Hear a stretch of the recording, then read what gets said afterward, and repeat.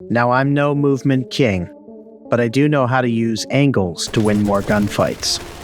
Today I'm going to break down how to outplay 1v1s, team versus teams, and ultimately how to control whole sectors of the map.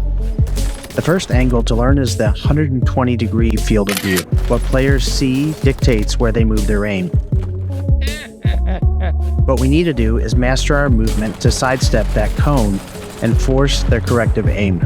Reactionary movement and centering is mandatory for this skill. How'd that go for you, big boy?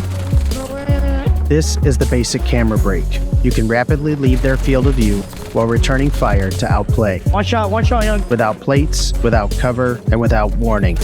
We're going to do this by mastering angles. So buckle up, Buttercup, because today we're going to slam some trash talkers.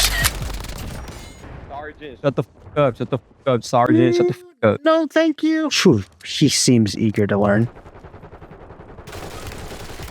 No, bruh. Show some respect next time, homie. Once we've entered their line of sight cone, we need to exit their peripheral as quickly and as efficiently as possible. I prefer the diagonal crossover. We head left with attack sprint, slide cancel across the front of them towards the blind spot, and then 180 and spray right into their ears.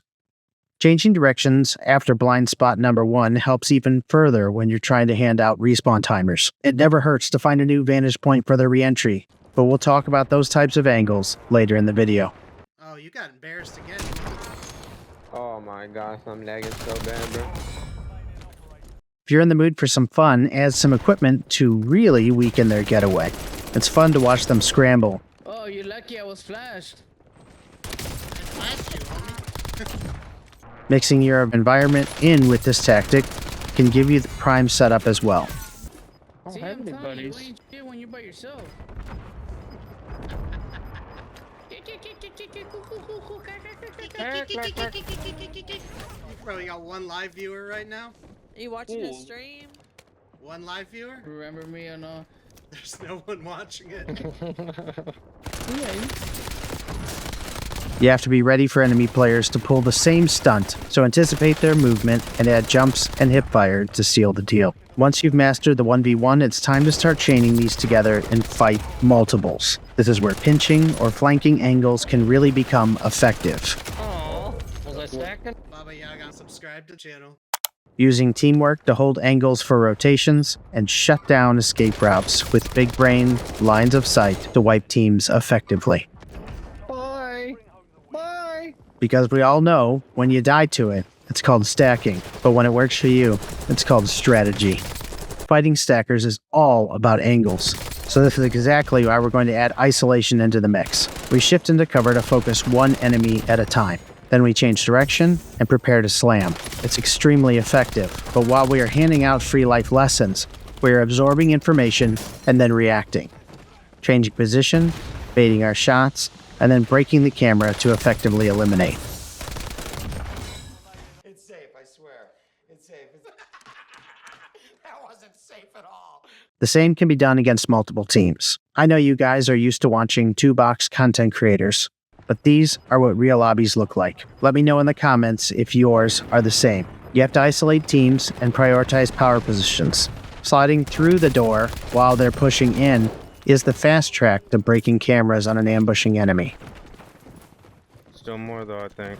Yep. This is also done through tactical angles. Living quarters is always a crossfire nightmare. Once you've taken position, react quickly against a door frame to hold off the push. Always check your mini-map after you've thirsted the first enemy. They're looking from red. How the hell are we still here, bro?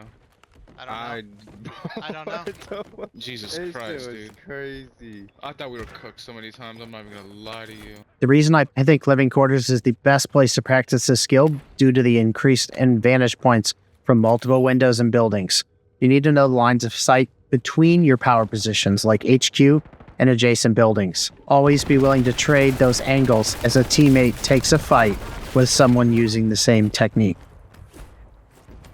They just got some buybacks over there up at headquarters. And they got a loadout behind us. Communicating pings and with voice comms is the best way to coordinate your angles. They're coming up. Rockets. move from the opposite direction of your teammates that you can get the widest angle on a rotating enemy.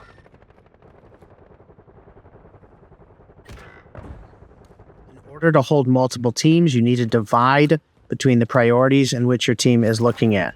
Your team is all facing one direction. You are an open target to get shot in the back. Try to use your vantage points to hold the opposite pinch of what your teammate is looking at.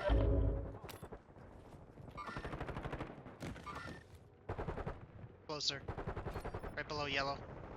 You can always clear positions using your equipment, but don't push in too quickly because the widest angle will give you the opportunity to take care of escaping enemies who are trying to rotate away from the other danger. Once again, make sure you're not over pushing. The angles are the power position. Have to get extremely comfortable with what lines of sight you have in every fight. Use your cutoff routes to take care of enemies that are trying to use their escape routes in close quarter combat. Be ready at a moment's notice to use your big brain rotation to do late game buybacks, and then set yourself up for the power slide. Once you have your slide, hold the power position.